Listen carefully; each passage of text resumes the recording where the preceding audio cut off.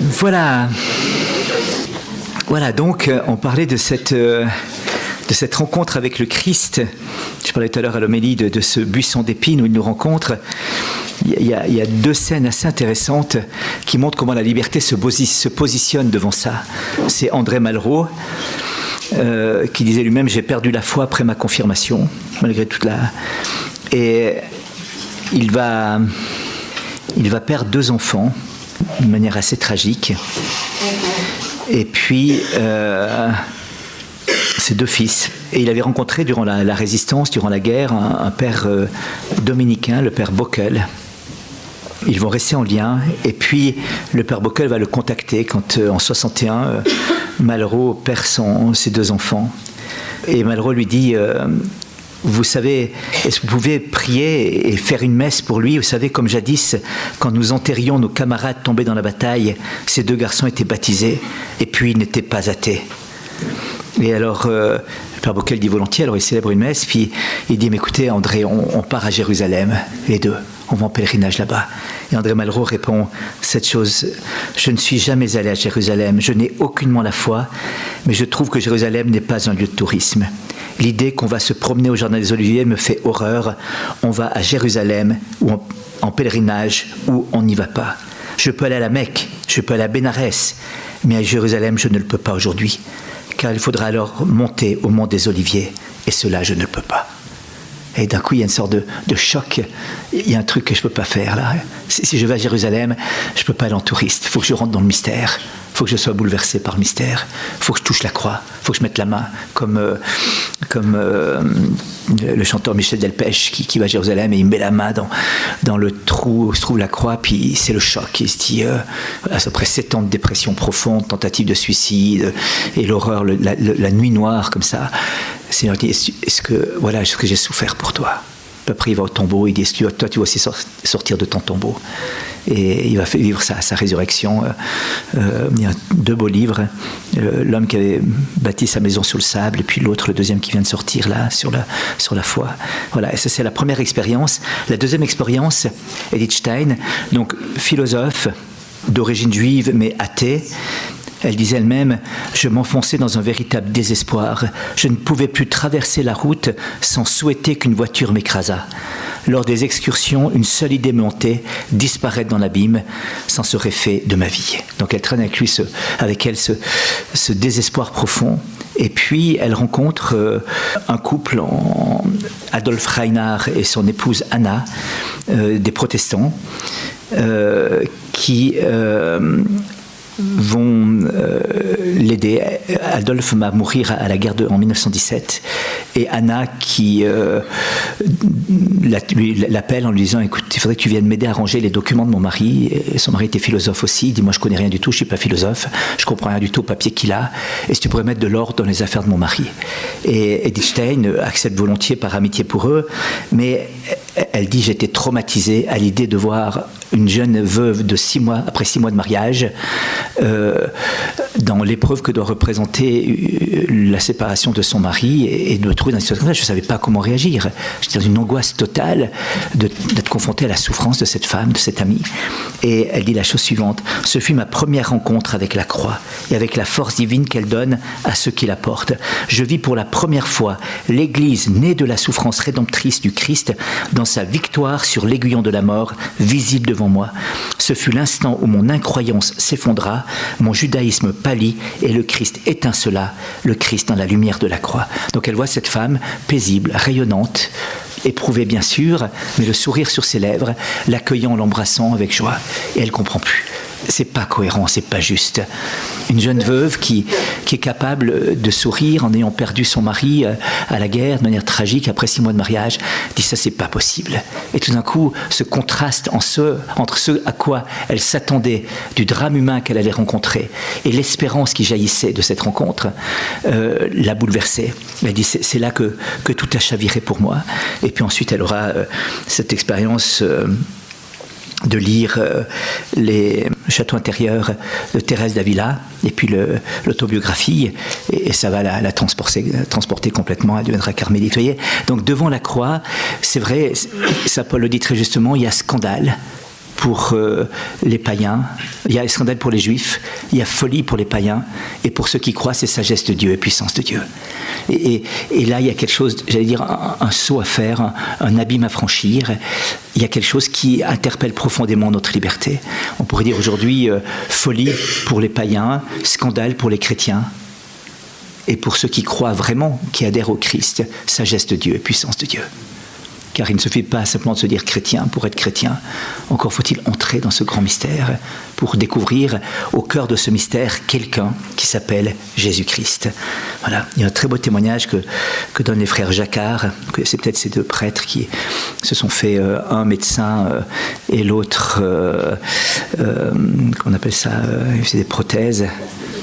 Pardon, orthopédistes.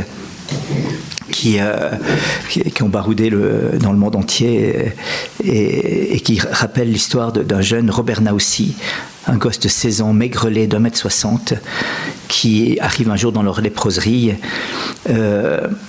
et pas baptisé, rongé par la lèpre, et puis qui va découvrir l'amour de Dieu. Un jour, il me dit, je comprends maintenant pourquoi je suis venu dans cette léproserie. Je viens donner à Jésus une petite goutte d'eau, une miette de pain, un peu de souffrance pour mes frères qui ne sont pas encore chrétiens. Donc il va être baptisé là très vite. Et alors, il avait des névrites, il souffrait beaucoup.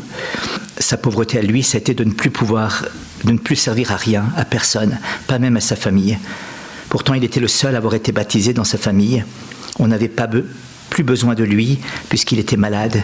Il entrait dans un mode d'assistance. Il fallait donc essayer de lui injecter quelque chose de plus vivant. On l'avait installé en face de la chapelle pour qu'il puisse participer tous les soirs à l'exposition du Saint-Sacrement et à la prière du chapelet. Et alors, ils disent...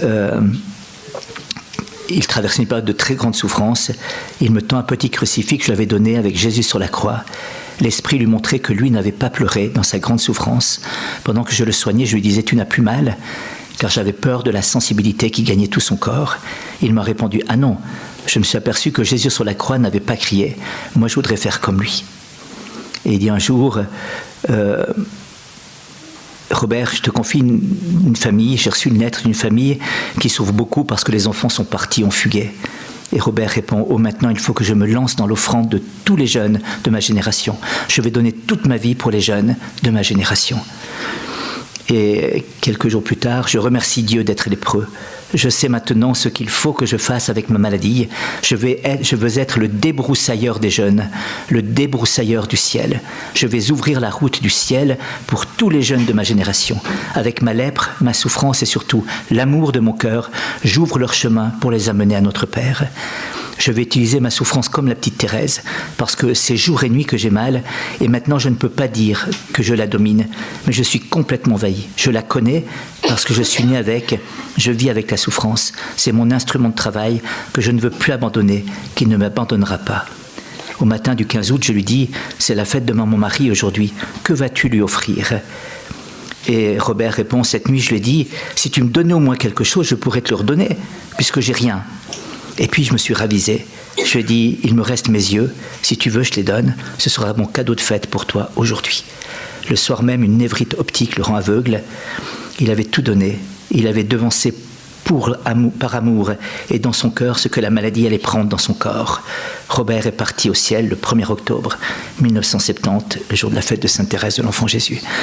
Ils disent, voilà, on a là quelque chose qui dépasse tout l'entendement, voyez-vous, qui dépasse toute l'intelligence, qui va chercher au fond de la rédemption. Parce que dès l'instant où on rentre dans la communion avec le Christ crucifié, alors à ce moment-là, on découvre la rédemption. À ce moment-là, on découvre qu'il n'y a plus une parcelle d'épreuve, de souffrance qui n'est perdue parce qu'elle participe à la rédemption.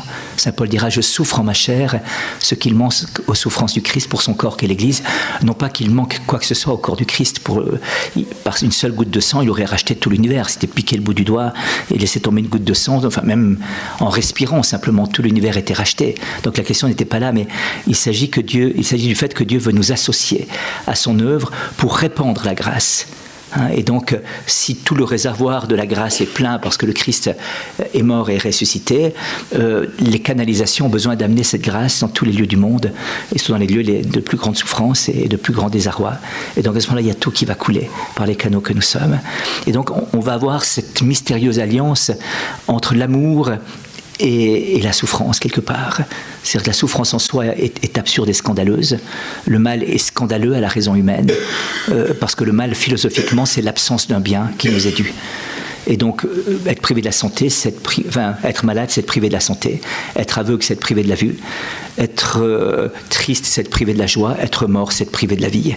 Donc, toute souffrance est en fait, porte en elle-même une absurdité d'un point de vue intellectuel et rationnel du terme, c'est-à-dire quelque chose qui n'a pas de finalité, qui n'a pas de sens, puisqu'elle est privation d'une plénitude à laquelle je suis appelé et que je ne possède pas. Voilà.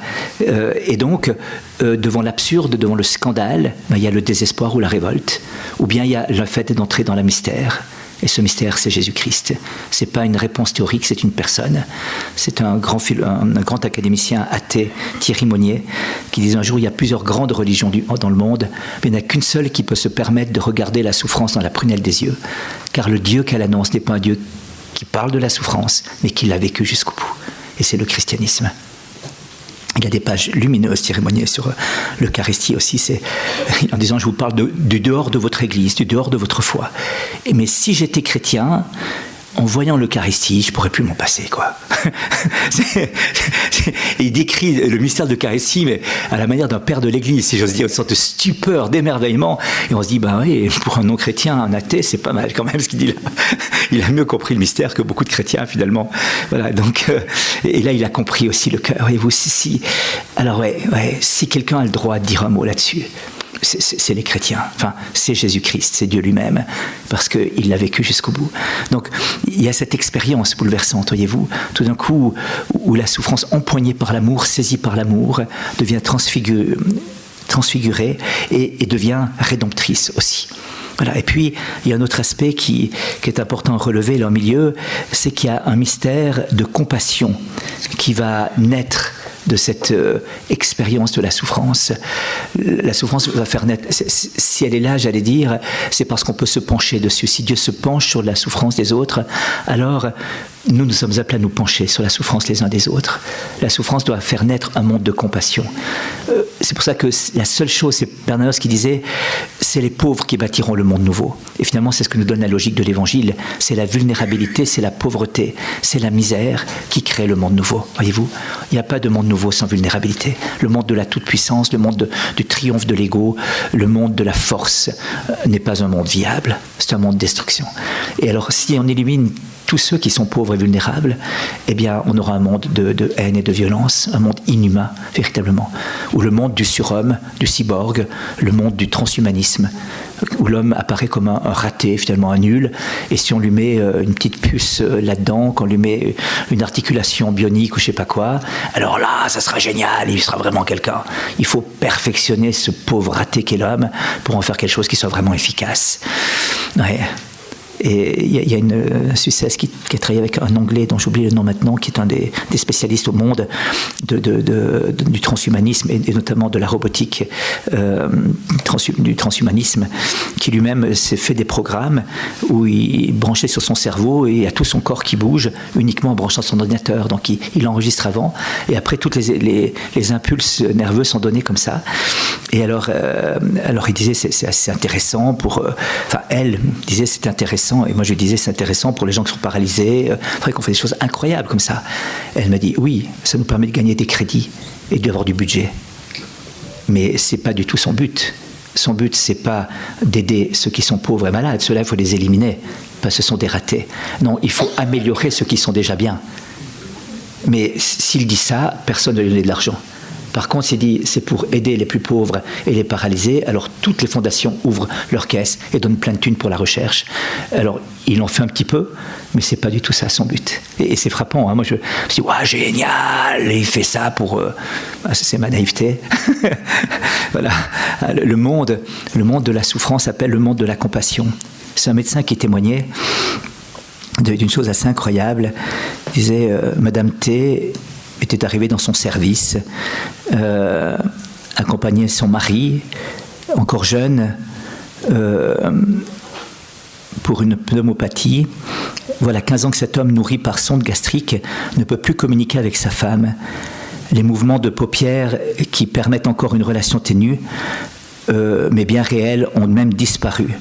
Et depuis 15 ans, aucune parole, aucun regard échangé ne relie les deux êtres. Pourtant, l'amour que donnait cette femme à son mari nous sauta aux yeux par les mains portées sur son corps. Plus extraordinairement, cet homme, durant toutes ces années, n'a eu aucun des stigmates de l'alitement permanent. Pas d'infection urinaire, pas d'escarre, pas de faiblite. Cet homme a pu bénéficier en tout et pour tout de 2 séjours de 15 jours en unité de soins palliatifs pour permettre à sa femme de se reposer un peu. Dès son arrivée, on a demandé à son épouse de venir et de ne pas tenir compte des heures de visite. Elle pouvait venir dans le service jour et nuit quand elle voulait. Nous lui disions que sa présence était en fait la clé de voûte des soins que nous pouvions donner à son mari. Le lendemain de son admission, je viens rencontrer Monsieur T et sa femme est là, elle rencontre tout le parcours, puis dansant d'un pied à l'autre, les mains hésitantes, elle se lance, elle dit « Vous savez, docteur, j'aimerais pouvoir vous demander quelque chose, mais je n'ose pas, je ne sais pas si j'ai le droit. » « Mais si, madame, je vous en prie, faites donc, dites, on verra bien. »« Oui, mais vous savez, c'est très intime, c'est très gênant, j'ai jamais dû le demander jusqu'à maintenant. » « Allez-y, madame, je vous écoute. Vous savez, docteur, dans la situation de mon mari, le plus difficile, c'est la constipation. » « Non, docteur, j'ose pas vous dire. »« Madame, je vous en prie, dites-moi, allez-y. M'autorisez-vous à faire ces soins intimes ? Vous voyez ce que je veux dire ? À la maison, je lui fais 1 fois par semaine et depuis, j'ai appris à ne pas lui faire mal, à ne pas le blesser. Vous savez, docteur ?» Et le docteur a dit, j'étais bouleversé. J'ai dit, mais bien sûr, sa femme qui vient de demander de pouvoir faire un lavement finalement, parce qu'elle a appris après des années à ne pas lui faire mal quand elle faisait ça, pas le blesser. Alors, je voudrais pas, si je peux continuer, ce serait tellement bien. Et le médecin dit, ben oui, allez-y, alors c'est bon, vous avez le droit, ah ouais, on vous laisse faire ça. Voilà. Et il dit, on était bouleversés, on s'est regardés les uns les autres, on savait plus où on en était, nous les soignants là autour, on était transportés par cette demande. Jamais on n'avait reçu une demande comme ça. Voilà, donc là, vous voyez, on est vraiment au cœur de ce grand mystère, au cœur de cette jonction de l'épreuve et de l'amour, de la souffrance et de l'amour, et au cœur du bouleversement du monde, finalement, au cœur de la naissance du monde nouveau. Voilà. Et ça remet quelque part aussi un petit peu les choses dans l'ordre, ça remet les choses dans la juste dimension, de la juste perspective que nous sommes appelés à vivre. Voilà, donc je voulais passer maintenant peut-être à un autre point dans le prolongement de ceci, peut-être une petite histoire là encore, c'est une histoire très belle, c'est l'abbé Pierre, vous savez, qui avait fait une profonde dépression à un moment donné et qui était à Tamanrasset dans les ermitages du père Charles de Foucauld pour se reposer un peu, et puis il raconte un rêve qu'il a eu là-bas, un songe, on pourrait l'appeler comme ça vraiment, parce que c'est plus qu'un rêve. Il dit, j'ai vu tout d'un coup, j'étais là sur une place et il y avait l'amour et la souffrance qui dansaient ensemble. Ah, je dis, c'est pas possible. Alors je me suis frotté les yeux, je me suis approché, j'ai dit, c'est pas possible. Je les connaissais bien l'un et l'autre. L'amour si beau, si grand, si merveilleux, si splendide, la souffrance si laide, si atroce, si intolérable, si inadmissible, ne pouvaient pas se réunir. C'était un couple dépareillé. Alors je me suis approché pour voir vraiment si c'était bien eux. Et j'ai entendu leur discours. La souffrance qui disait à l'amour, ne me quitte pas, ne me quitte pas. Je suis tellement laide sans toi, qu'il ne faut pas me quitter. Et puis, j'ai entendu l'amour lui répondre, ne t'inquiète pas, je te tiendrai dans mes bras, parce qu'avec toi, ma beauté resplendit encore d'une lumière supérieure. Et j'ai regardé, et j'ai vu que la souffrance qui me paraissait habituellement si laide, si atroce, elle avait perdu sa laideur et son côté rébarbatif et son côté horrible. Et puis, l'amour que je connaissais bien, qui était beau, est encore beaucoup plus beau, et rayonnait d'une lumière que j'avais encore jamais vue sur son visage. Et alors, je me suis approché, j'ai dit, est-ce que je peux rentrer dans la danse avec vous ? Et ils m'ont pris dans leur danse. Et depuis, je les prendrai l'un et l'autre. Voilà, et je trouve que c'est très beau, hein, au cœur de cette expérience. Et c'est une expérience que de vivre une dépression, que d'être réduit à cette noirceur intérieure qui est lourde à porter et que même on n'arrive pas à porter parfois, qu'il faut simplement subir et découvrir que là, au milieu, l'amour empoigne, l'amour saisit. L'amour étreint. Et donc, voyez-vous, et j'en viens à ce que j'ai essayé de vous répéter durant tout ce week-end, la grande question pour un chrétien, c'est avec qui je suis, comment je vis et avec qui je le vis. Et j'allais dire, même lamentablement, c'est Claudel dans son chemin de croix qui dit, dans la station où Jésus est chargé de la croix, il dit, car il faut porter sa croix lamentablement avant que la croix ne vous porte. Et donc, c'est pas du premier coup qu'on réussit.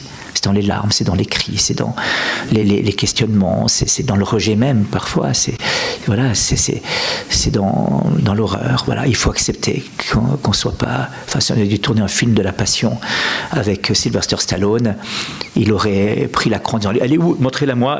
Je la prends d'une main comme ça. » Quand il m'en serait arrivé, dégage, minable. T'as vu les biceps que tu as, t'as vu les biscottos que j'ai. Voilà. Et je la pose où maintenant? Vous voulez que je la mette où? Il faut que je vais dessus, bien sûr, très bien, je vais dessus. Voilà. Et pour Hollywood, ça aurait été génial, vous comprenez ça, enfin, ça fait bien quand même, fils de Dieu qui porte sa croix d'une main. Non, il tombe, il se fait écraser par le poids. Il y a un bonhomme qui est réquisitionné pour venir lui donner un coup de main. Enfin, c'est pas glorieux, quoi, comme truc, d'un point de vue humain. Et c'est extraordinaire, d'un point de vue plus humain encore, qui est la profondeur du cœur de l'homme. J'ai besoin de cette compassion, j'ai besoin d'être aidé, j'ai besoin d'être rejoint et d'être porté. Et j'accepte cette vulnérabilité qui consiste à ne pas réussir, à louper. J'aime beaucoup il y a un midrash, dans le Talmud, pardon, il y a une question qui est posée par un rabbi qui dit qui peut accomplir la loi? Vous savez qu'il y avait 613 prescriptions dans les mitzvot, les commandements du milieu rabbinique, 248 positives qui concernent les 248 os que nous avons dans le corps, c'est ce qu'on pensait à l'époque. Donc une pour chaque partie, chaque structure de notre squelette. L'homme est debout en accomplissant la parole de Dieu. Et puis 365 négatives, une pour chaque jour de l'année, de façon à pouvoir rentrer. Ça fait 613. Voilà. Et alors, on disait, mais qui peut faire ça? Et alors, la réponse est merveilleuse. Celui qui ayant longtemps essayé, ayant toujours échoué, celui-là est seul capable d'accomplir la loi du Seigneur. Je trouve que c'est génial. Celui qui a longtemps essayé, qui a toujours échoué, alors lui peut réussir. Le raté peut réussir. Celui qui a réussi va louper. Parce qu'il aura fait à la force du poignet, et il n'aurait pas compris que sans Dieu, ce n'était pas possible. Il n'aurait pas compris que sans l'aide de Dieu, il n'arrivait pas, quoi. Voilà. Et c'est ça la révolution finalement. Et donc la question n'est plus quelle épreuve, quelle difficulté, c'est avec qui est-ce que je vais la vivre et comment est-ce que je vais la vivre. Voilà, toute la question de notre foi se situe là. Voilà, alors j'aimerais revenir maintenant à quelques points très particuliers qui me paraissent importants dans ce domaine-là, parce que ça arrive parfois qu'on peut murmurer, c'est le premier point, enfin un point que j'aimerais relever, qu'on puisse avoir des soucis, qu'on puisse se culpabiliser. Ça arrive, pas nécessairement, hein. Pas vraiment, mais parfois ça peut arriver.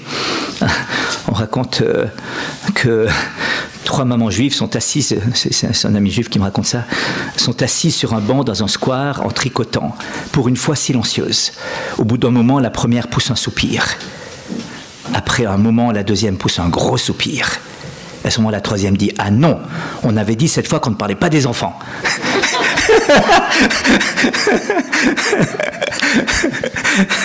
Voilà, et toujours dans la même veine de la relation d'une mère juive avec ses enfants, la première dit « Mon fils, il m'aime tellement qu'il a renouvelé toute ma garde-robe. » La seconde dit « Oh, le mien, c'est mieux. Mon fils, il est venu chez moi la semaine dernière. Il m'aime tellement qu'il a renouvelé tout mon mobilier. » Et la troisième dit rien, elle sourit. Et toi, ton fils, ça va comment? Moi, mon fils, alors c'est encore mieux. Mon fils, il voit 3 fois par semaine ses hommes cieux qu'il paye très très cher pour lui parler de moi.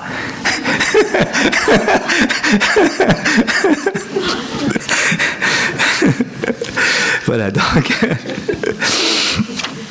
Alors, prenons, si vous voulez, peut-être le murmure. Le murmure, vous savez, je parlais, il y a le cri du pauvre. Le cri du pauvre, c'est celui qui dit « Seigneur, au secours, j'en peux plus ». Un pauvre a crié, Dieu l'a entendu, il a délivré de toutes ses angoisses. Qui regarde vers lui resplendira, sans ombre ni trouble village. Le murmure, c'est autre chose. Le murmure, c'est « c'est pas possible ». Qu'est-ce qu'il fait? Ce grommeler, vous savez, qui est en fait un acte de non-confiance totale. C'est ce que vont faire les Juifs au désert. Les premiers grands murmures, il y a 10 murmures, vous voyez, c'est intéressant. Le chiffre 10 est important dans la symbolique biblique. Dans la Genèse, il y a 10 fois Dieu dit. Donc c'est la création en bonté que Dieu va faire. Il y aura 10 commandements qui viendront faire la recréation. Et puis, en parallèle, il y a 10 murmures qui viennent tout casser quelque part. Alors, je ne vais pas aller voir les 10 parce que c'est un peu subtil comme analyse biblique, on n'a pas le temps, c'est pas ça le but. Mais ce que j'aimerais relever, c'est qu'il y a un moment donné, on peut murmurer. Vous voyez, on peut murmurer contre Dieu. On dit, mais qu'est-ce qu'il fait le bon Dieu ? Mais c'est quoi cette histoire-là ? Et c'est vraiment pas le cri du pauvre. Vous voyez, c'est normal qu'un pauvre crie et Dieu l'entend. Et c'était le cri du peuple juif, d'ailleurs, en Égypte. Dieu s'est penché, a vu la misère du peuple qui criait, qui n'en pouvait plus. C'était écrasant. Et alors là, ils sont libérés. Ils vont passer la mer Rouge à pied sec. Ils vont retrouver le désert pour aller vers leur terre promise. Et c'est quand ils sont libres, quand Dieu les a libérés du joug de l'esclavage, des coups des bourreaux et de la violence du travail forcé, que tout d'un coup, ils commencent à murmurer. Avant, ils crient comme des pauvres, après, ils murmurent. C'est toujours un peu spécial avec le bon Dieu, cette histoire-là.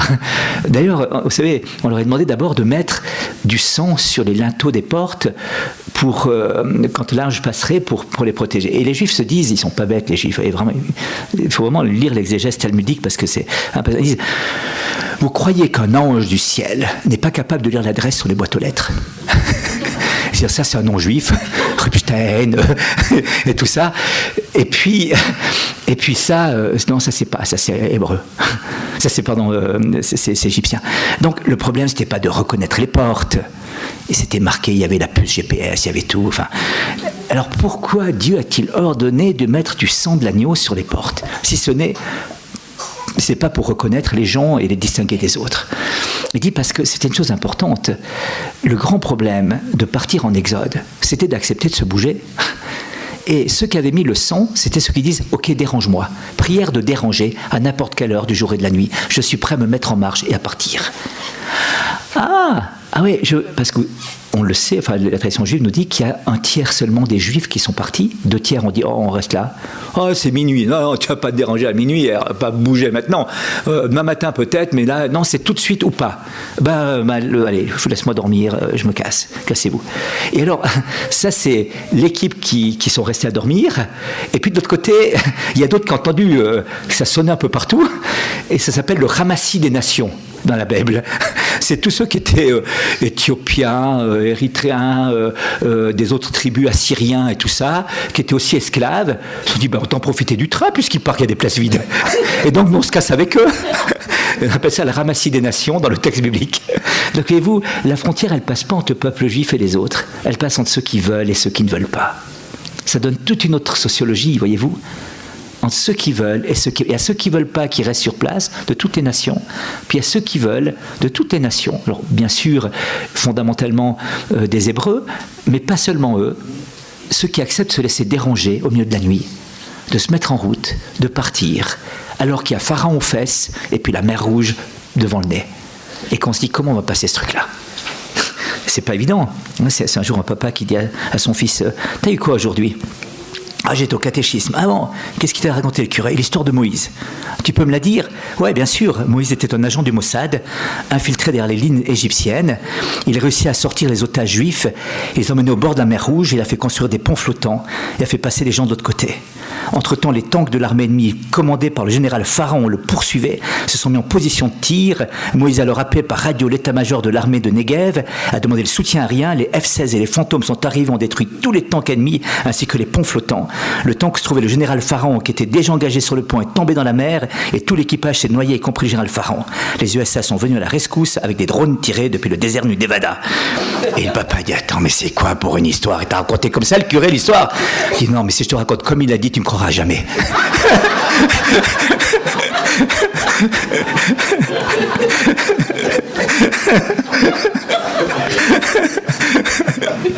Voilà, donc c'est quand même une histoire d'aller croire un truc pareil.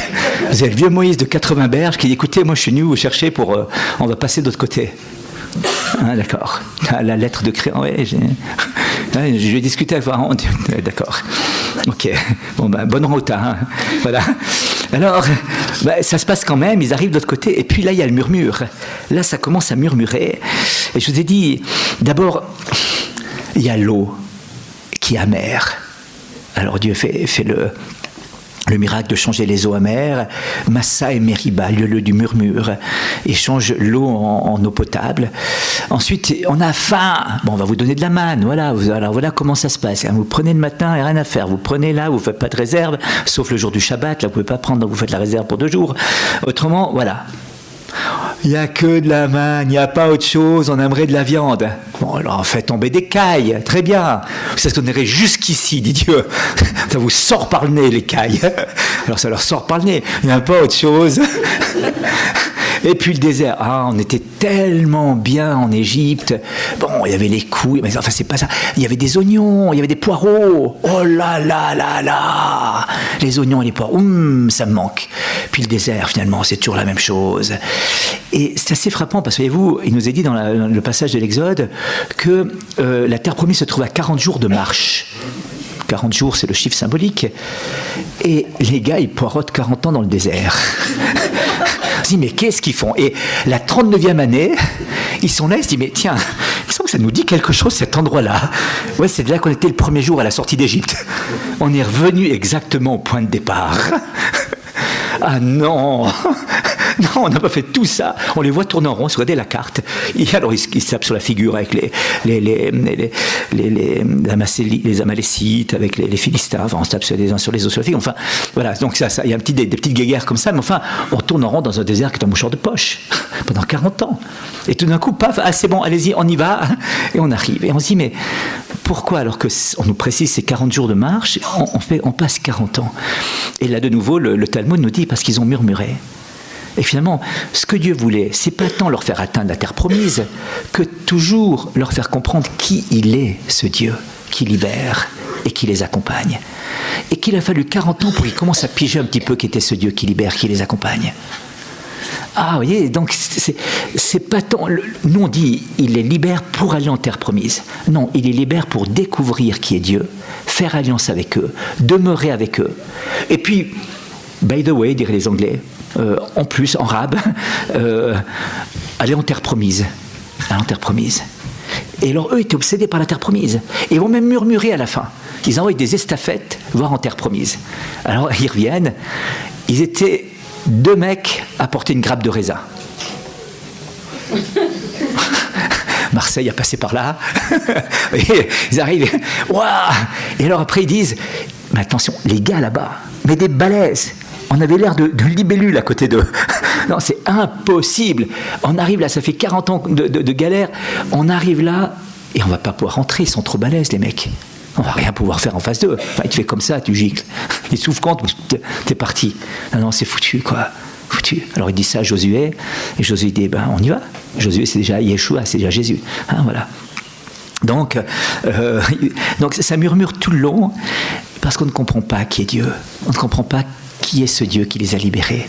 Qui est ce Dieu qui marche avec eux? Qui est ce Dieu qui fait alliance avec eux? Qui est ce Dieu qui est leur amour? Et donc, toutes les épreuves ne donnent pas occasion de s'abandonner entre les mains de Dieu.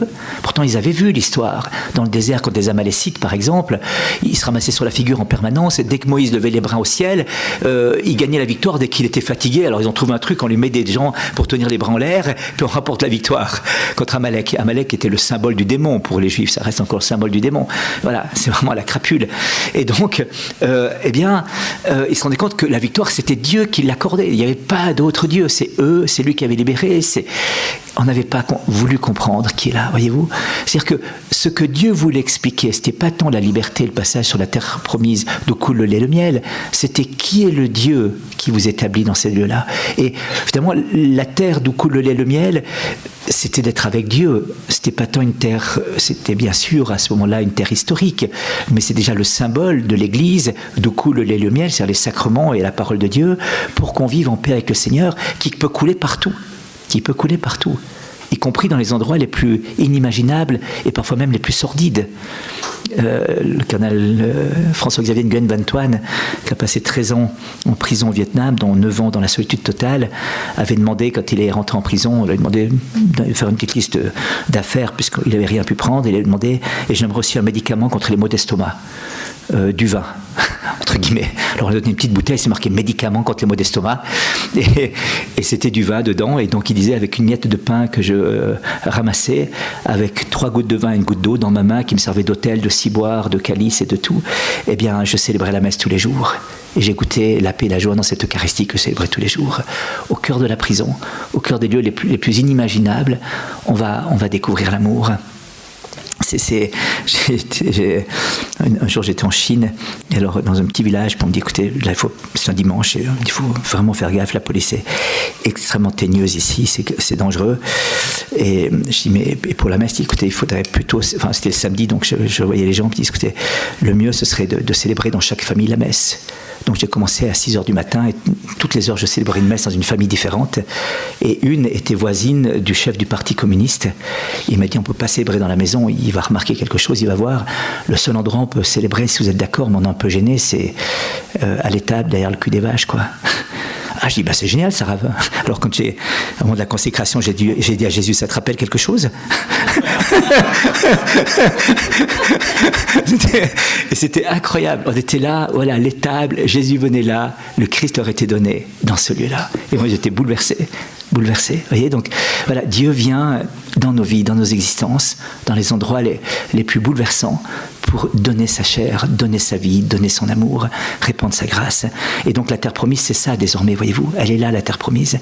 Elle est plus géographiquement située. Elle est, comment dirais-je, essentiellement située dans la source et le branchement que j'aurai avec Jésus. Est-ce que je me branche sur lui? Alors, pour guérir du murmure, qui est une pathologie grave et qui nous fait poireauter 40 ans dans le désert sans trouver la cause, en se posant des questions, en tournant en rond, il ne faut pas viser la terre promise, c'est-à-dire vouloir que les épreuves s'arrêtent et que les difficultés soient dépassées, en espérant l'Éden et le lieu parfait. C'est de faire de chaque lieu une terre promise. C'est de trouver celui qui me donne la terre promise là où je suis. Voyez-vous ? Et donc, quand je rentre dans cette intimité avec le Christ, désormais, il y a une terre promise là où je suis. Désormais, il y a une parole de Dieu là où je suis. Désormais, Dieu ne déserte pas mon lieu. La terre promise n'est pas un avant, c'est un aujourd'hui qui est déjà là. Et c'est vrai que cette réalité-là prend une forme toute particulière avec Jésus. C'est le Père Cantalamessa qui disait ça dans l'Ancien Testament. On disait « Convertissez-vous pour entrer dans le royaume ». Parce que vous êtes égarés, convertissez-vous, c'était vraiment revenir sur vos pas, retrouver le chemin où vous avez pris la fausse bifurcation. Et il dit aujourd'hui, si on nous dit convertissez-vous, on le dit parce que le royaume est déjà en vous. Prenez conscience du don qui vous est déjà fait, prenez conscience de la grâce qui vous est déjà faite. Ne vous convertissez pas en vue d'un futur, convertissez-vous en vue d'un présent qui est déjà donné. Convertissez-vous parce que le royaume est là. Prenez conscience de ce royaume. Vivez de ce royaume. Réjouissez-vous de ce royaume. Et désormais, rien ni personne ne pourra jamais vous séparer de l'amour de Dieu révélé en Jésus-Christ. Et là, on rentre dans dans l'authentique christianisme, si vous voulez, ce qui fait vraiment la réalité du christianisme, qui fait que tout d'un coup, eh bien, les épreuves, les difficultés ne disparaissent pas nécessairement, mais sont transformées. Il y a un très beau livre qui est apparu en Italie, d'Andreana Bassanetti, une psychologue et psychothérapeute, qui raconte l'histoire de sa fille qui s'est suicidée. Et il bene più grande, storia di Camilla.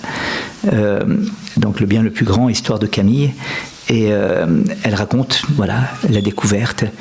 Et elle dit, quand un enfant meurt à la suite de causes accidentelles ou naturelles, le déchirement est indescriptible pour les parents. C'est la douleur la plus grande qu'un être humain puisse éprouver. Mais quand l'enfant s'est donné la mort, alors là, c'est encore plus dur de comprendre. S'il meurt dans un accident, voilà, et j'étais confronté à ce drame-là, ma fille était partie comme ça. Et il dit, après des mois au cours desquels je ne réussissais pas à supporter la douleur et je pensais mourir moi aussi, le Seigneur me rendit vraiment visite et me combla de grâce, me prit dans ses bras maternels, me consola, soigna mes blessures et surtout adoucit mon cœur, endurci par la douleur. Je pris conscience de lui, de son mystère, de sa présence, de son esprit qui vivifie l'âme, réchauffe le cœur et ouvre l'esprit au ciel. Et dans la lumière qui m'enveloppait et me faisait renaître à l'amour et à l'espérance, je retrouvais Camille. L'Église devient le lieu privilégié de nos rencontres, un moment sublime d'attente, de dialogue, d'union, parce que si le corps rapproche, l'esprit va au-delà, il unit, il fond, il confond. à 50 ans environ, quand cet événement terrible, dramatique, douloureux, déchirant, crucifiant, la mort de ma fille Camille, qui avait juste 21 ans, eh bien c'est cet événement qui m'a fait rencontrer Dieu. Mieux encore, ma vraie vie a commencé quand Dieu a fait éruption dans ma vie, en désorganisant toute chose, mais sans bouleverser, en changeant l'ordre et le sens d'avant, mais dans le même temps en restituant à chaque événement un sens primordial qui me précède, m'anticipe et m'émerveille à chaque fois. Un sens qui dépasse tout de très loin, me dépasse et se soustrait à toute analyse psychologique et psychanalytique. Elle est donc psychologue et psychothérapeute, cette femme, qui dit ça. Un véritable miracle qui a donné un commencement véritable et authentique à mon existence.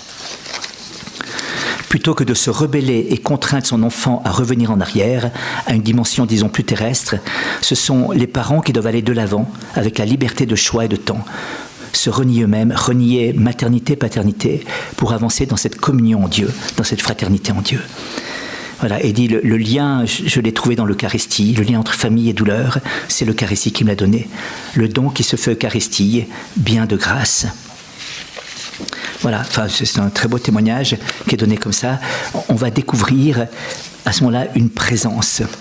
Et je vous disais hier, quel est d'entre vous le père à qui l'enfant demande du pain, qui donne une pierre, du poisson, un serpent et un œuf, un scorpion?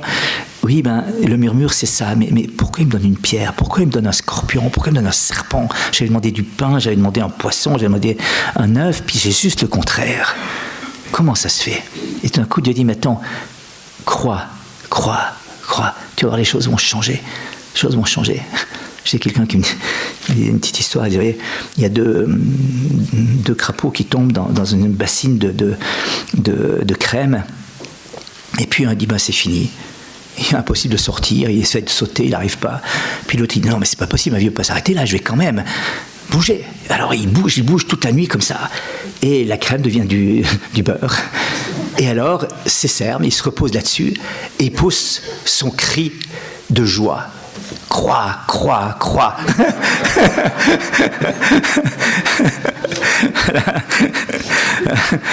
C'est d'un coup l'épreuve au cœur du combat. Je trouve le roc solide qui est le Christ, qui me permet de sortir. Voilà. Alors souvent aussi par rapport à ça, il y a aussi les culpabilités ou les anticipations. Un prêtre racontait une histoire authentique à un monastère. Il y a une religieuse qui dit, je veux absolument voir le Père. Alors il arrive très bien. Mon Père, c'est une catastrophe. Expliquez-moi, ma soeur, mais reprenez votre souffle, allez-y, calmez-vous. Non, mais mon père, c'est impossible. Écoutez, calmez-vous, ma soeur, dites-moi ce qui se passe. On va se calmer, respirer. Mais écoutez, je suis responsable de l'alimentation. À l'époque, on alimentait encore les fourneaux à charbon. Je suis responsable de l'alimentation des fourneaux à charbon du monastère, de la chapelle, du réfectoire et du parloir et puis de la salle capitulaire. Et donc, oui, j'ai mal au dos, mon père. Je dois porter les arrosoirs qui sont lourdes comme ça. Alors, je suis là, je me levais 1 heure avant les autres. Moi, je suis toujours fatigué. Je me levais 1 heure avant les autres pour aller allumer les chauffages. Mon père, mais c'est pas possible, c'est trop. Je peux pas. Je dis, écoutez, ma soeur, mais calmez-vous. Si vous pouvez pas, on va parler avec la mère supérieure. Ça fait combien de temps que vous faites ça, ma soeur? Je commence demain, mon père. Ah bon, d'accord, ok, bon. Peut-être commencer par essayer, puis après... Voilà, donc vous voyez les murmures, et on passe avec cette histoire au souci de la vie. Je dis, le souci de la vie, vous voyez, le murmure, c'est très dangereux, mais vraiment, on ne se rend pas compte. Plutôt que 40 jours, c'est 40 ans. Vous voyez la différence? Imaginez juste. Et 40 ans, parce qu'il fallait dire un chiffre. C'est-à-dire tout le temps qu'il faut pour devenir un peuple d'alliance. C'est ça, 40 ans. C'est un peuple qui s'abandonne entre les bras du Père. Parce que le chiffre 40, c'est symbolique. L'alliance, c'est 4 plus 3, ça fait 7. C'est le chiffre de l'alliance parfaite. 3, c'est Dieu, lui, bouge pas, il est tranquille. Et nous, il faut arriver à 4. Donc, il faut qu'on arrive à cette plénitude d'un être capable de faire alliance avec Dieu pour pouvoir rentrer dans cette alliance et cette présence. Donc, ça durera le temps, on sera disponible. Et notre disponibilité n'est pas une question de talent, de compétence, c'est une question de misère offerte, vous voyez, de nouveau. C'est ça. Thérèse de l'Enfant Jésus disait, si Dieu trouvait quelqu'un de plus pauvre que moi, il lui donnerait des grâces encore bien plus grandes qu'à moi. Alors, si vous êtes plus pauvre que Thérèse, vous avez toutes les chances. vous avez gagné. Et Mère Teresa, vous savez, quand cette scène moi, que j'aime beaucoup, beaucoup, Jésus lui parle pour la congrégation des missionnaires de la charité. Puis Mère Teresa dit non, moi je veux pas d'ennui, je serai une bonne sœur de Lorette. Puis il dit non, c'est toi que j'ai choisi. Puis elle dit mais moi je vais devenir la risée de toutes les autres bonnes sœurs et des curés qui vont voir partir dans la rue comme ça une femme comme moi. Et moi j'ai pas envie d'être moquée par tout le monde. Ce qui est arrivé d'ailleurs, vous savez, une des premières sœurs de Mère Teresa me raconte qu'elle avait été envoyée par Mère Teresa dans une congrégation soignante dans le sud de l'Italie, au Kerala, pour se former un petit peu aux soins infirmiers. Puis elle arrive là-bas, puis alors les sœurs l'accueillent très gentiment. Elle était en civil, elle n'était pas encore en habit. Et puis dit, tu viens d'où? De Calcutta. Ah, Calcutta, tu connais la folle? Puis la folle, c'est qu'il y a une sœur qui paraît qui est sortie des sœurs de Lorette. Elle est folle, elle est dans la rue, elle s'occupe des pauvres. Ouais, c'est la folle qui m'envoie chez vous. Voilà comment on en considérait Mère Teresa avant qu'elle ait eu le prix Nobel. Et après d'ailleurs encore, pour certains. Voilà. Et puis alors, elle dit à un moment donné, elle a l'argument choc, mais l'argument vraiment implacable. Seigneur Jésus, tu ne vois pas que je suis la sœur la plus pécheresse, la plus pauvre et la plus lamentable de la terre. Alors là, Jésus, qu'est-ce que tu vas répondre à ça? Et Jésus lui répond admirablement, j'ai vu que tu étais la sœur la plus pauvre, la plus pécheresse et la plus lamentable de toute la terre. Sur le constat, on est d'accord. Il y a juste des conclusions qui changent. C'est pour ça que je t'ai choisi, dit Jésus. Elle voulait lui dire, erreur de casting, c'est pas moi qu'il faut prendre. Et Jésus lui dit, c'est pour ça que je t'ai choisi. Ah mince. Le dernier argument qu'elle avait, le truc qui aurait résisté à n'importe quel DRH, vous comprenez? Eh bien, Jésus, il dit, vas-y, viens, je t'engage. Alors ça change tout. Ça change tout. Voilà, alors, donc, le murmure est un danger. Les soucis de la vie sont aussi un danger et plus subtils. Je vous disais que Jésus, dans l'Évangile, notamment on trouve ça chez Saint Luc, il rappelle la fin des temps. On verra le Fils de l'homme venir quand vous verrez des événements, la guerre, le fracas des tempêtes, les violences, on se dressera nation contre nation.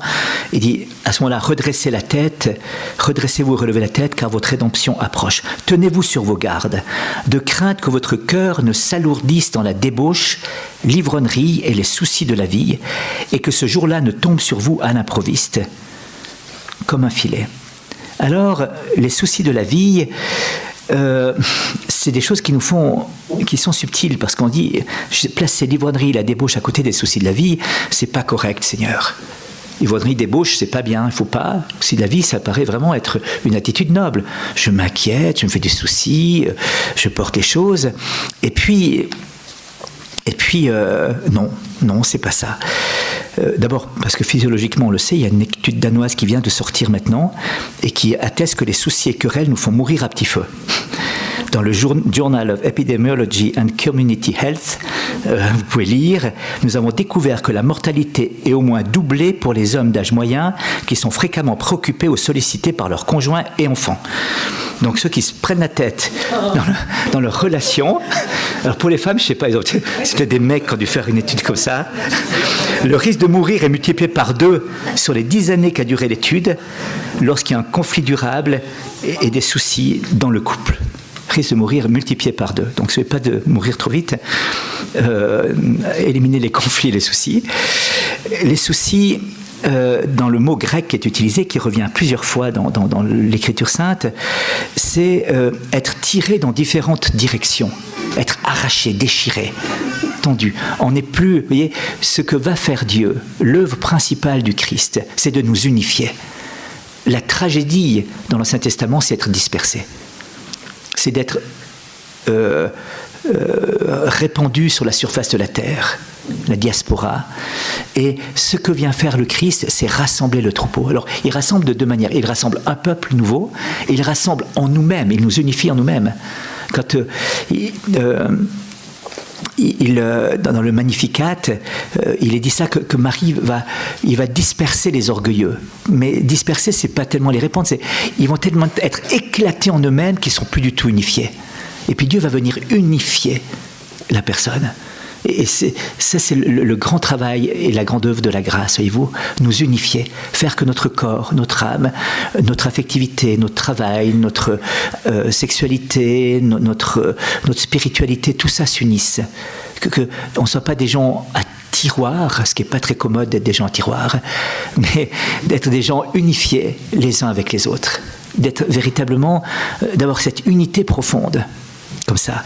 Et donc le souci, c'est ce qui nous fait éclater, qui nous tiraille dans différentes directions. Et quand Jésus parle d'apesantissement,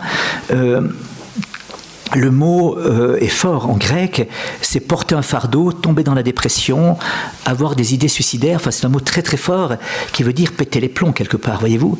Hein, c'est chargé au point que je suis plus capable d'affronter les choses. Ce mot est utilisé pour parler du sommeil de Pierre, de Jacques et de Jean à Gethsémani. Voilà. Alors, voilà. Et Pierre va reprendre ça dans une de ses épîtres. « Humiliez-vous donc sous la puissante main de Dieu, puisque vous allez élever un moment de toutes vos inquiétudes. » C'est le même mot, mérimna en grec. « Déchargez-vous sur lui, car il a soin de vous. » Et après, il va ajouter le combat spirituel. « Soyez sobres, soyez vigilants. Le démon, comme un lion rugissant, rôde autour de vous, cherchant à dévorer sa proie. Résistez-lui avec la force de la foi. » Philippiens de Saint Paul, « Réjouissez-vous sans cesse dans le Seigneur. Je le dis encore, soyez dans la joie et n'entretenez en vous aucun souci. » Inquiétude, le même mot, mérimna. « Mais en tout besoin, ayez recours à l'oraison et à la prière, pénétrez d'actions de grâce pour présenter à Dieu vos requêtes. Alors la paix de Dieu, qui surpasse toute intelligence, prendra sous sa garde vos cœurs et vos pensées dans le Christ Jésus. » Donc, il y a le souci, puis en haut, il y a la joie et il y a la paix. Donc, le souci, c'est ce qui fait perdre la paix et la joie. Et si vous ne voulez pas perdre la paix et la joie, il va falloir donner ce souci à Dieu. C'est dans Saint Matthieu, « Mais lorsqu'on vous livrera en persécution, ne cherchez pas avec souci, inquiétude, le même mot, comment parler, que dire, car ce n'est pas vous qui parlerez, mais l'Esprit de votre Père qui parlera en vous. Marthe, Marthe, tu te soucies, le même verbe. Tu t'agites pour bien des choses. Une chose est nécessaire. » Et dans Saint Matthieu, la chose revient plusieurs fois, chapitre 6. Pourquoi je vous dis, ne vous souciez pas pour votre vie, de ce que vous mangerez, ni de votre corps, de ce que vous vêtirez. Regardez les oiseaux du ciel, ils ne sèment ni ne moissonnent, n'amassent pas dans des greniers. Votre Père Céleste sait dont ils ont besoin. Qui peut, en se faisant du souci, ajouter une coudée de longueur à sa vie? Ne vous faites donc pas tant de soucis. Ne vous souciez pas pour le lendemain se souciera de lui-même, à chaque jour suffit sa peine. Alors on dit pourquoi toute l'Église primitive insiste tellement sur ce souci. Quel est le problème de ce souci? Alors, il y a une première remarque à faire, c'est que le souci n'est pas l'abandon de la responsabilité. Souvent on croit, il y a une chose différente entre le souci et la responsabilité. Vous voyez? Le souci, quand je traduis spirituellement, c'est une épreuve que je n'arrive pas à affronter et un problème que je n'arrive pas à résoudre. Et par le souci, c'est comme si à Dieu, t'occupe pas, je vais m'occuper d'une chose que je ne peux pas résoudre. Vous voyez l'angoisse que ça suscite en nous? C'est-à-dire, t'occupe pas Seigneur, je vais m'occuper. J'étais cette semaine à Londres justement chez un ami qui s'appelle Justin Welby, qui est l'archevêque de Canterbury, et puis il avait été pris en otage par Boko Haram une fois, et au Nigeria. Ça donne une certaine ambiance, Boko Haram, vous voyez, c'est pas des gentils. Et puis il devait négocier un petit peu pour la paix. Et une fois alors 3 jours avec un bandeau sur les yeux, à sillonner, puis il arrive au quartier général de Boko Haram avec le responsable de Boko Haram, j'oublie le nom maintenant. Et puis il parle avec lui, il dit l'élection s'est assez bien passée. Et tout d'un coup il dit écoutez, je ne peux pas prendre le risque de vous laisser repartir vivant, je dois vous tuer. Alors il dit écoutez, ouais, d'accord, alors c'est vous qui décidez, hein. Moi je suis plutôt contre, mais enfin c'est vous qui décidez. Je demanderais juste 2 choses. Est-ce que je peux envoyer un message à mon épouse et puis avoir un temps de prière, une demi-heure de prière avant que vous m'exécutiez? Il dit accorder les 2 choses. Donc on lui prête un téléphone et il appelle son épouse. Et puis il dit voilà, je vais mourir, on va me tuer, alors je te dis au revoir. Puis il coupe le téléphone tout de suite. Et puis après il se met à genoux en prière pendant une demi-heure. Puis demi-heure, il entend de l'agitation tout autour de lui, ça gueule de tous les côtés, ça s'énerve. Il dit l'heure est venue, alors il se prépare, il ouvre les yeux. Et tout d'un coup, le chef de Boko Haram arrive en disant écoutez, on a pris la décision, un homme comme vous, qui prie comme vous, on ne peut pas le tuer. Alors on vous laisse partir, ce sera le même cinéma pour partir. Alors, il a dit merci beaucoup, c'est très gentil de votre part. Et alors, il arrive là-bas, il rencontre son épouse. Il dit chérie, après le téléphone qui était coupé net, qu'est-ce que t'as fait? J'ai prié puis j'étais dormir. ça va pas, t'as pas passé la nuit. Elle dit non, le lendemain j'avais les 4 enfants à m'occuper. Non, et moi j'ai pas que ça à faire, hein. Non, moi j'ai prié pour toi, après j'étais dormir, et puis Seigneur il s'occupait de toi, qu'est-ce que je fasse? Elle a dit quelque part, ça m'a quand même un peu... Mon ego, elle a pris un coup. Attends, t'aurais pu passer ta nuit à tronger les freins, mon cher mari, mon cher époux. Et puis, quelque part, ça m'a dit, mais c'était la meilleure attitude, c'est l'attitude la plus juste. Elle m'avait confié au Seigneur, et puis elle assumait son devoir d'État, qui consistait à dormir pour être en forme le lendemain, pour s'occuper des enfants. Hein? Alors, vous voyez, ça change un peu les choses et la donne. C'est un ami prêtre qui me racontait cette histoire-là. Il accompagnait une dame veuve qui était mère de 3 enfants et qui avait un cancer en stade terminal. Et le frère de cet ami prêtre était médecin, d'ailleurs soignait, cancérologue, s'occupait de cette dame. Ils avaient parlé un petit peu comme ça, en plus d'être... c'était une amie des deux, de la famille. Donc, et puis le frère dit, écoute, on est aux soins palliatifs quoi, avec elle, c'est fini. Alors, elle peut encore s'occuper, mais voilà... alors lui, cet ami prêtre va à la maison, puis il rencontre la femme, toute rayonnante, toute joyeuse, avec les 3 enfants. Puis ça va, puis elle dit, oui, ça va bien. Enfin, tu vois, le cancer, il est là, qu'est-ce que tu veux, mais il faut vivre avec. Et puis il lui dit, attends, est-ce qu'elle est dans le déni complet de son cancer? Parce que, alors il sonde un petit peu, puis il dit, mais et là, enfin, au niveau des soins, t'en es où? Elle dit, là, c'est fini maintenant, c'est des soins palliatifs, tu vois. Moi, je me prépare à partir. Puis il dit, mais attends, t'es dans cet état, explique-moi un petit peu la paix, puis elle dit, alors écoute, moi j'ai fait un deal avec le bon Dieu. Hein. Moi, j'assume ma responsabilité de mère jusqu'au bout. Quant aux soucis, c'est le bon Dieu qui le porte. Et j'ai trouvé génial, voyez-vous. D'un coup, nous, on a la peine à distinguer, à séparer le souci de la responsabilité. La responsabilité, c'est de faire ce que Dieu me demande de faire quand je dois le faire. Le souci, c'est porter l'angoisse permanente d'une chose que je n'arrive pas à faire et sur laquelle j'ai aucune prise parce qu'elle m'échappe complètement. Et c'est en même temps empêcher Dieu d'agir parce que par mon souci, j'ai tendance à je vais encore essayer. Jusqu'au jour où je dis « j'arrive plus ». Et là, on interprète la fameuse histoire du charretier, de conclusion de la fable du charretier de Jean de La Fontaine. Aide-toi, le ciel t'aidera. On comprend ça en se disant, tiens, il faut qu'on aille jusqu'au bout, jusqu'à ce qu'on crève. Puis quand on est tendu partir, on dit, Seigneur, je te passe le témoin à toi de jouer, j'arrive plus. Et ça, c'est pas chrétien. Ça, c'est pas chrétien du tout. Ce qui est chrétien, c'est saint Ignace de Loyola qui va nous le dire, c'est que chacun a à faire tout dans son domaine. C'est-à-dire que moi, je fais tout dans ce qui m'est demandé de faire, et Dieu va faire tout dans son domaine, qui est l'ordre de la grâce. Dit autrement, il ne s'agit pas de choisir entre le robinet et la source, il s'agit d'avoir et la source et le robinet, mais si le robinet veut produire de l'eau, ça sera compliqué. Si la source veut couler sans le robinet, ça sera aussi compliqué. Il faut donc que la source donne l'eau, et ça c'est Dieu, et que le robinet que nous sommes soit parfaitement ouvert en état de fonctionnement pour répandre l'eau et irriguer le jardin. Voyez ? Et donc là, on a la juste relation entre cette collaboration, ce qu'on pourrait appeler autrement la nature et la grâce, c'est-à-dire ma participation et la participation de Dieu à l'œuvre des choses. Et donc Dieu m'assiste, mais pas sans moi, pas contre moi. Je raconte des fois cette histoire d'un prêtre en Amérique latine, le père Pedro, qui avait reçu une paroisse complètement déglinguée par son évêque. Ça faisait plusieurs années qu'il n'y a pas eu de prêtre dans cette paroisse. L'église était complètement en état de ruine, pratiquement. Il n'y avait plus de communauté religieuse, enfin, il n'y avait plus rien, elle était morte.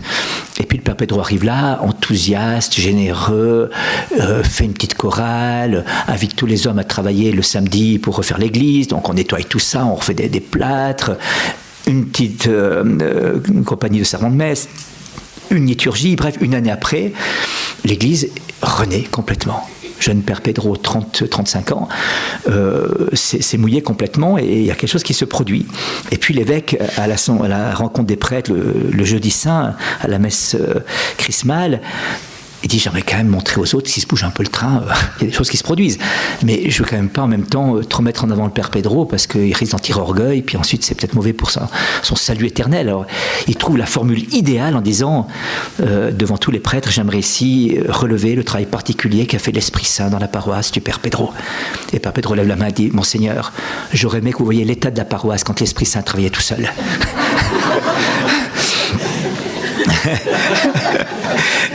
Et ça, je trouve juste, voyez-vous.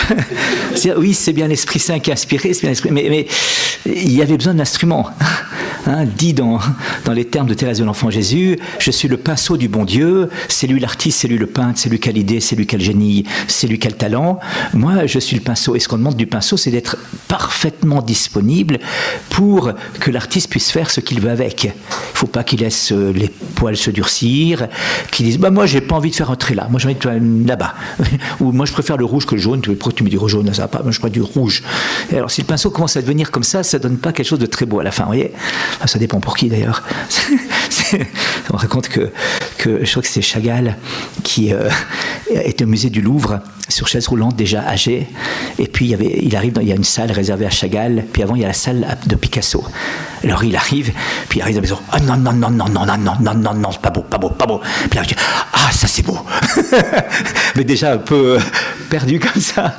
Alors, il est fasciné par son œuvre à lui. Je pense qu'il ne peut pas se rendre compte que c'est chez lui, quoi. Mais ah ça c'est beau. Ah ouais, alors là c'est beau. C'est lui qui avait peint. Voilà, donc voilà. Alors, ce qui doit nous fasciner, nous, c'est l'œuvre du Seigneur. Donc, vous voyez, le souci est quelque chose de très important qui nous fait perdre la paix et la joie du cœur et qui finalement nous sépare de Dieu. Et donc, ce n'est pas l'apologie du quiétisme, ce n'est pas l'apologie de la passivité, ce n'est pas l'apologie du rien faire, de croiser les bras, d'attendre que ça se passe. Non, c'est une saine activité, mais j'allais dire intervenir quand Dieu nous le demande. Dans un orchestre, vous avez le triangle qui est là. Ça m'a toujours fasciné, cette chose-là. Le gars, il a 2 interventions durant les 45 minutes du concert. Il ne doit pas se louper, le mec. Et là, ting, c'est parti. Ou 2 fois, des fois, il doit faire comme ça. 2 fois durant tout le concert, mais il ne doit pas se louper. Et voyez-vous, s'il veut jouer tout le temps en disant c'est pas beau, ça donne pas bien, ou s'il dit bon, pour 2 fois, autant laisse tomber, quoi, ben, c'est pas bien non plus. Ce qu'il doit faire, il doit le faire au bon moment, juste. Et Dieu nous appelle, des fois il nous siffle, à toi de jouer maintenant. Et dans l'éducation des enfants, à un moment donné, il vous siffle en permanence, c'est le début. Puis à un moment donné, nous on le voit à l'adolescence, comme ça, des fois il siffle moins souvent. Et c'est là qu'on aimerait bien encore tenir les rênes, vous voyez. Puis surtout quand ça lâche, c'est le problème, c'est que les chevaux s'emballent et qu'on aimerait tenir les rênes quand c'est plus possible. Et alors là, et souvent quand on a des jeunes qu'on accueille comme ça, en difficulté ou autre, on dit mais attendez, là justement, c'est plus vous peut-être, mais à ce moment-là, oui, à vous de jouer, à vous de jouer. Là, vous devez jouer. Et puis là, non, laissez, il y a d'autres qui vont s'occuper. Ça se passera autrement. Dieu va travailler. Il a beaucoup d'inventivité, le Seigneur. Il a un grand génie pour faire les choses. Il sait s'y prendre et vous allez être complètement déconcertés. Mais alors, abandonnez le souci. Dites à Dieu, ok, moi je te fais confiance. Et quand Dieu vous dit, à toi maintenant de jouer, alors je rentre. Je joue ma partition. J'interviens dans ce moment-là. Et puis le reste du temps, Seigneur, voilà. Qu'est-ce que je fasse de toute façon ? Qui peut, par un souci, allonger d'une seconde sa vie. Voilà. Vous voyez, ça c'est donc le murmure, le souci. On verra tout à l'heure peut-être, je crois qu'il faut qu'on descende manger, la question de la culpabilité qui peut parasiter un petit peu cet abandon filial entre les bras du Père.